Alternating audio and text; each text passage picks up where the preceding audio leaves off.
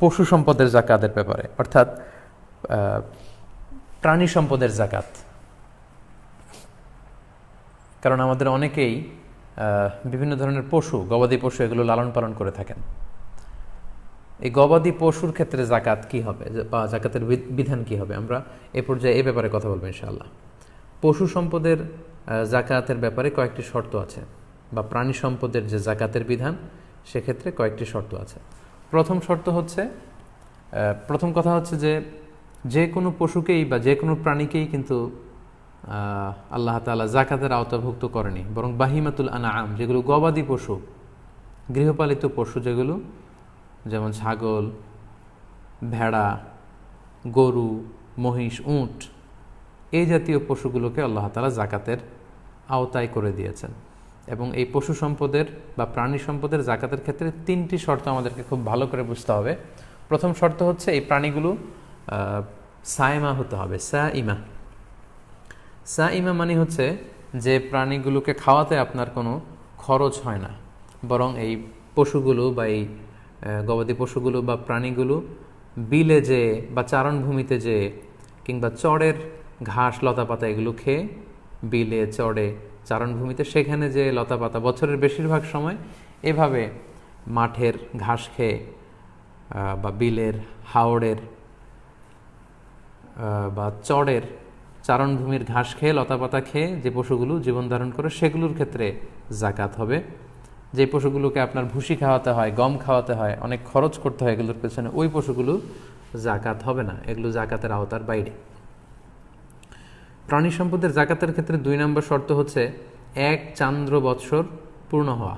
মানে এই গরু, ছাগল, ভেড়াগুলো যেগুলো জাকাত যোগ্য সেগুলো 1 বছর আপনার হাতে থাকতে হবে, বছরান্তে, বছর শেষে আপনি জাকাত দেবেন। 3 নম্বর শর্ত হচ্ছে গরু, ছাগল, ভেড়ার বা প্রাণী সম্পদের জাকাতের একটা নেশাব আছে। 2-4-5টা গরু থাকলেই যে আপনার জাকাত দিতে হবে এমনটা নয়, একটা নেশাব আছে।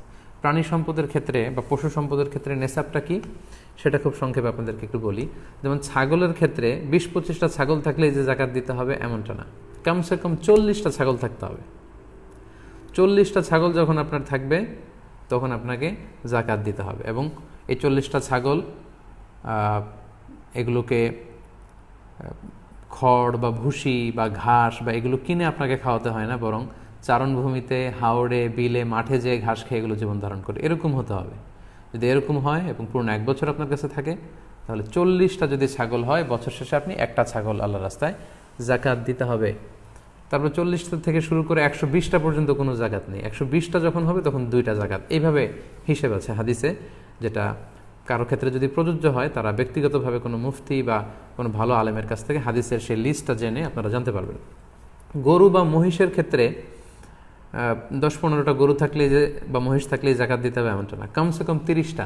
গরুর জাকাতের নিসাব হচ্ছে কমসে কম 30টা গরু থাকলে জাকাত দিতে হয়।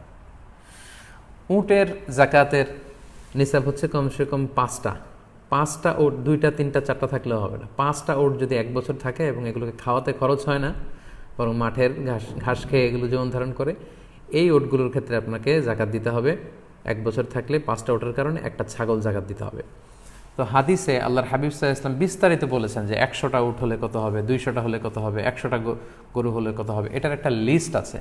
তো আজকের এই লাইভটাকে আমি খুব লম্বা করব না, কারণ এগুলো নিয়ে আলোচনা করলে লাইভের লেন্থটা অনেক বড় হয়ে যাবে। তাই একটা ইন জেনারেল আপনাদের ধারণা দিয়ে রাখলাম যে 40টার নিচে ছাগল হলে জাকাত দেওয়া লাগে না, গরু বা মহিষ 30টার নিচে হলে জাকাত দেওয়া লাগে না, উট 5টার নিচে হলে জাকাত দেওয়া লাগে না। এবং সেক্ষেত্রে আমরা বলেছি যে এটা সায়মা হতে হবে, অর্থাৎ বনে বাদাড়ে কিংবা চারণভূমিতে, হাওড়ে, বিলে, মাঠের ঘাস খেয়ে এটা জীবন ধারণ করে, এটার পেছনে খরচ নেই, 1 বছর থাকতে হবে এবং নিসাব পরিমাণ হলে তখন জাকাত দিতে হবে। এখন সেই হিসাব করলে তো আমাদের বাংলাদেশে যারা গরু পালে, যারা ছাগল পালে, তাদের তো জাকাতই দেয়া লাগে না। তারা কি করবে? যেমন যারা গরুর দুধের ফার্মের বিজনেস করে, যারা ছাগলের দুধের ফার্মের বিজনেস করে, তাদেরকে জাকাত দেয়া লাগবে না? হ্যাঁ, লাগবে। তাদের পশু সম্পদের যে হিসাব, সেই হিসাবে জাকাত দেয়া লাগবে না, তাদেরকে এগুলো ব্যবসায়ের সম্পদ হিসেবে জাকাত দিতে হবে, যেগুলো আমরা গত লাইভে আলোচনা করেছি। যেমন যারা ছাগলের দুধের ফার্ম আছে, গরুর দুধের ফার্ম আছে, তাদেরটা এই জাকাতের আওতাভুক্ত হবে না, কারণ এগুলো সায়মা নয়। এগুলো বিলে হাওড়ে মাঠের ঘাস খেয়ে থাকছে না, এগুলোর পেছনে অস্ট্রেলিয়ান গাভীগুলোর পেছনে অনেক খরচ। সো এই গরুগুলোর উপর কোনো জাকাত নেই, বরং এগুলোর দুধ দিয়ে যে বিজনেস করা হচ্ছে সেগুলোর উপর জাকাত। অর্থাৎ এই গরুর দুধ বিক্রি করে যে টাকা আপনি পাচ্ছেন এই টাকাগুলোর উপর জাকাত আসবে। আপনি যেদিন জাকাতের হিসেব করতে বসবেন ওই দিন এই টাকাগুলোর উপর আপনি জাকাতের হিসেব করবেন। এবং এমন যদি হয় যে প্রতিদিন 500 কেজি 500 লিটার বা 600 লিটার দুধ আপনি বিক্রি করেন, যেদিন আপনি জাকাতের হিসাব করবেন ওই 600 লিটার দুধ যদি রেডি টু সেল, বিক্রির জন্য রেডি থাকে, দাম কত হবে দামটা আপনি জাকাতের জন্য হিসাব করবেন। এবং প্রতি মাসেই আপনি এখান থেকে প্রফিট করে যে প্রফিটগুলো আপনার কাছে টাকা হিসেবে থাকে, ক্যাশ টাকা বা ব্যাংকে থাকে, এই হিসাবটা আপনি জাকাত যেদিন হিসাব করবেন সেদিন করবেন। তাহলে আমরা বুঝলাম যে আমাদের বাংলাদেশের যারা গরু ছাগল পালন করে তাদের অধিকাংশের ক্ষেত্রেই বা বেশিরভাগের ক্ষেত্রেই এই প্রাণীগুলোর উপর কোনো জাকাত নেই, বরং তারা যে ব্যবসা করছেন এই ব্যবসার উপর জাকাত। আর ব্যক্তিগত দুধ খাওয়ার জন্য যে চাষাবাদ করা হয় সেগুলোতে কোনো জাকাত নেই। তাহলে যে পোলট্রি শিল্প আছে, পোলট্রির ব্যবসা বা ব্রয়লারের ব্যবসা, গরু ছাগলের দুধ উৎপাদনের ফার্ম কিংবা মাছের ঘের, এগুলোর ক্ষেত্রে ইন্ডিভিজুয়ালি এগুলোর উপর জাকাত হবে না, বরং এগুলো যে ব্যবসায়ী পণ্য উরুদুত্তি যারা, এগুলোর ব্যবসা পণ্য হিসেবে এগুলো জাকাতযোগ্য হবে।